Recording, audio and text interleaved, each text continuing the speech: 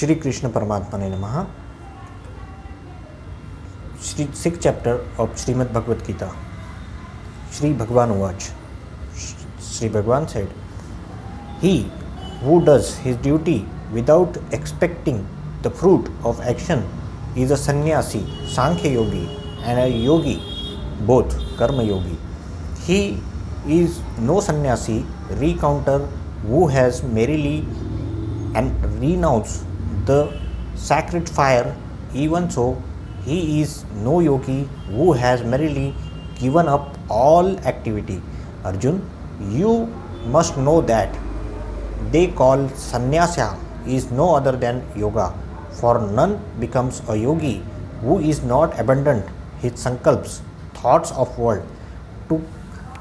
To contemplative soul who desire to attain karma yoga, selfless action is said to be means.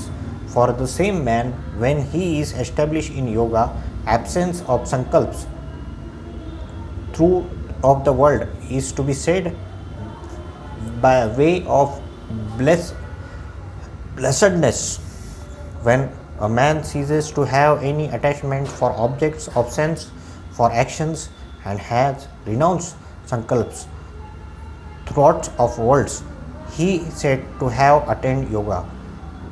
One should lift oneself by one's own efforts and should not degrade oneself, or for one's own self or is one's friend, and own self is one's enemy. One's own self is a friend of soul by whom the lower self, consisting of mind, sense of the body, he has conquered. Even so, the very self of him who has not conquered his lower self behaves antagonistically like an enemy. The Supreme Spirit is rooted in the knowledge of the self-controlled man whose mind is preferably senior the mindset of pairs of opposite, such as cold, heat, joy and sorrow, and honor and ignominy. The yogi whose mind is seated with jnana, knowledge of nirgun brahma, vijnana, knowledge of manifest divinity, who is unmoved under any circumstances, whose senses are completely under control, to whom earth, stone, gold are alike, is spoken of a God realized soul. He who looks upon well-wishers and neutrals as well as mediators, friends and foes, relatives and inimicals, the various and sinful with equanimity stand supreme. Living in seculation of all by himself, the yogi who has controlled his mind and body and is free from desires and void positions should constantly engage his mind in meditation, having firmly set his seat in a spot which is free from dirt and other impurities, with the scared kusha grass, the deer skin and the cloths spread thereon, one upon another. Kusha below, dark skin is the middle, the cloth uppermost, neither very high nor very low, and occupying that seat, concentrating the mind and controlling the functions of mind and sense, he should practice yoga for self purification, holding the trunk, head and neck straight and steady, remaining firm and fixing the gaze on the tip of nose without looking in other direction. Firm in vow the complete chastity and fearless, keeping himself perfectly calm and with mind held in resistant and fixed on me, the vigilant yogi should sit absorbed in me. The Constantly applying his mind to me, the yogi, despite mind, attains everlasting peace consisting of supreme bliss which abides me. Arjun, this yoga is neither for him who overeats nor for him who observes complete fast, is neither for him who is given too much sleep, nor for him, nor even for him who is ceaselessly awake. Yoga, which rides one of woe, is accompanied by him who is regulated in diet and recreation, regulated in performing action, and regulated in sleep and wakefulness. When the mind is thoroughly disciplined with riveted on the God alone, then the person who is free from yearning for all enjoyment is said to be established in yoga. As a flame does not flicker, is a wild, windless place, such is seated to the picture of the displayed mind of the yogi practicing meditation on God, the state in which Kitta, mixed up, sabab, through the practice of yoga becomes passive, and in which realizing God through subtle reasoning purified by meditation of God, the soul rejoices only in God, nay, in which soul experiences the eternal and supersensuous joy which can be intuited only through the subtle and purified intellect, and wherein established the said yogi moves not from truth on any account, and having obtained which he does not reckon and other gain as greater than that, and established in which he is not shaken when by the heaviest of sorrows, that state called yoga, which is free from the contact of sorrow in the form of transmigration, should be known.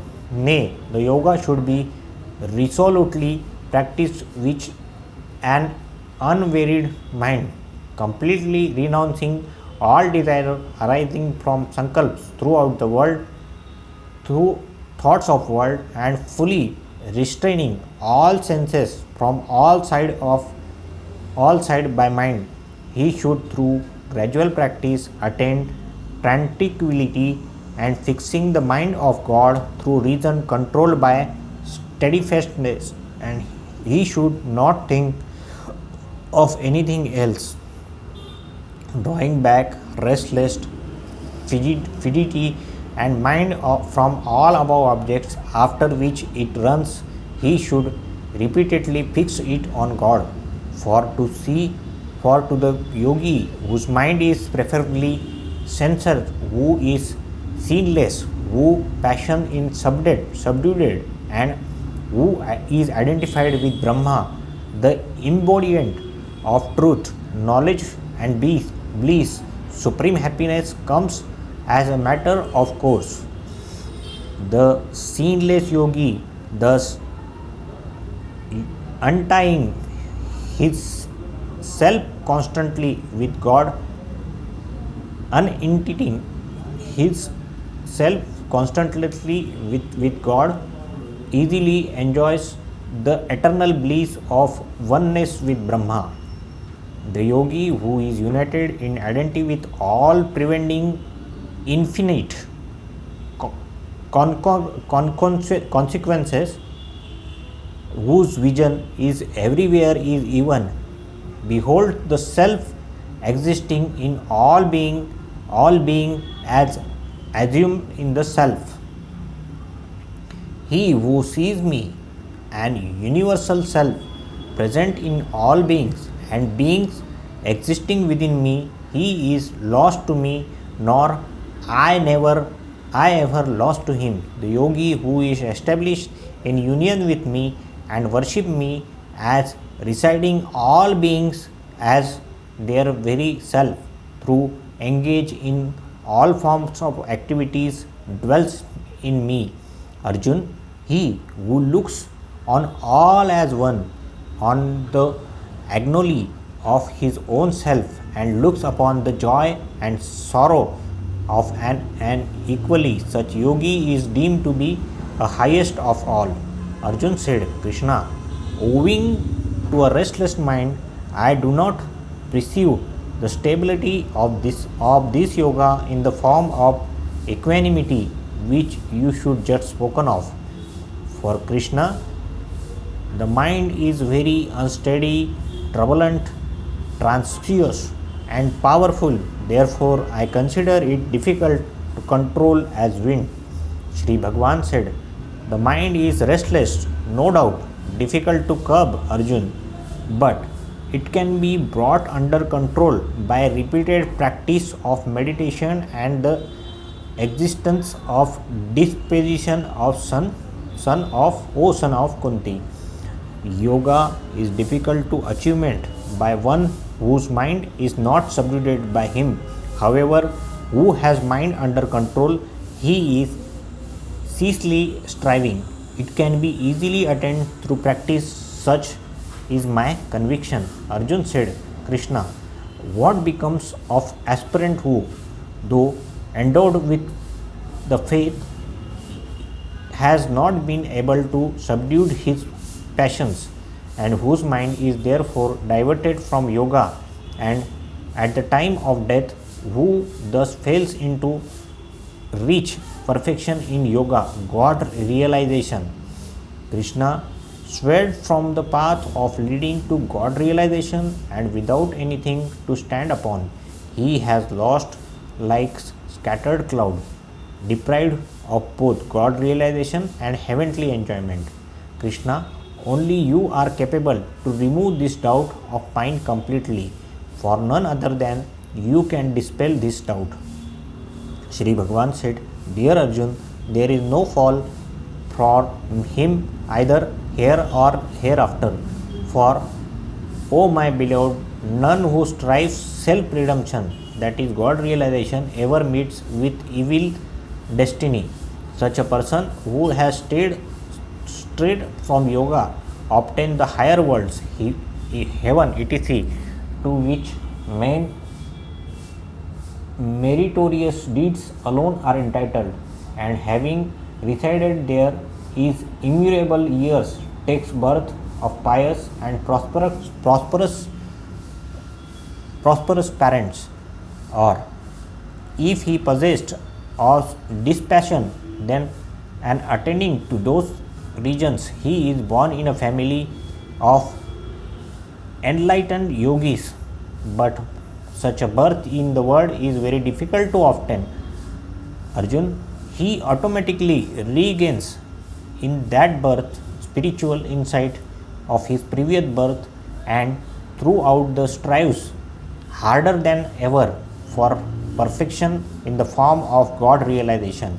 The other, who takes birth in rich family, though under the sway of his sense, feel drawn towards God by force, the habit acquired in his previous birth.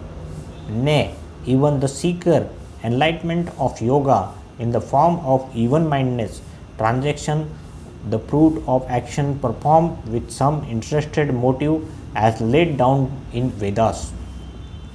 The yogi, however, who diligently takes up practice, attains perfection in his very life with the help of latencies of many births, and being thoughtfully purged on sin, forthwith reaches the supreme state. The yogi is superior to his ascete. He is regarded superior even to those words in scared lore. The yogi is also superior to those who perform action with some interested motive. Therefore, Arjun, do become a yogi.